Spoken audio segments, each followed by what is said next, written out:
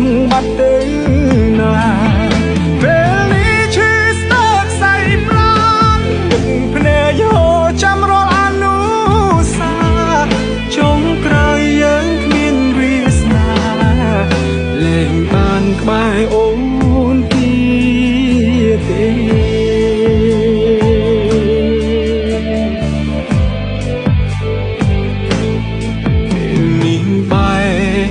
គ្នាហើយមិនដឹក